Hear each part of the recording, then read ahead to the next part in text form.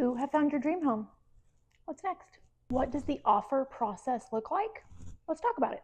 The first thing that we want to do is reach out to the listing agent. We want to obtain disclosures, and we want to find out any information that they have pertaining to what should be in the contract, legal names of the sellers, do they have a survey, all that kind of stuff.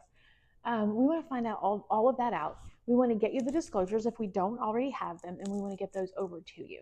Then we want to look at what's been selling in the area. We're not going to do a full market analysis on that property, but we're going to kind of do a little bit of a map search and look at some comparable properties to make sure that we're not really off. They're not really off on what they're trying to get for the property. For instance, if the subject property is listed for $300,000, we want to know that the properties around there have also sold for $300,000, and that they're not more like a $275,000. Does that make sense? Because then we know that that's going to give us more wiggle room in regards to negotiations. We also want to look at what is the average list price to sales price ratio. So if the homes are listing for $300,000, are they selling for $300,000? Are we looking at a 100% ratio? Are we looking at a 97% ratio? Are we looking at a 95% ratio? Like, where are the properties selling at in relation to where they have them listed? Because that also gives us a pretty good indicator of where we need to come in with our offer. This goes for new construction as well, y'all, because those are where you see the biggest gaps. A builder may have a house listed at $400,000 and be selling them for $350,000.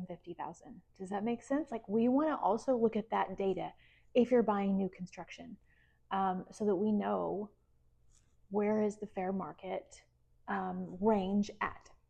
Once we kind of have all of that information, we are going to talk to you, make sure you've reviewed disclosures, and we're going to go over the terms that you want in the offer, such as what you want to offer them, how much is your earnest money going to be, are you going to have them pay title policy, or are you going to pay title policy? In a 2025 market, typically a seller is paying a title policy. Back in 2021, we had a lot of cases where buyers were paying title policy because it's negotiable and it's kind of driven by the market. We're going to discuss what other closing costs amounts that we may want to ask for from the seller, the survey, the closing date, and then whether or not you're going to take possession upon closing and funding, or if you're going to give those sellers a lease back to stay a few days to a week ish after closing to get moved out. We then send you the offer to review and sign and send it over to the listing agent. If you're thinking about a move in the north of Houston markets, reach out.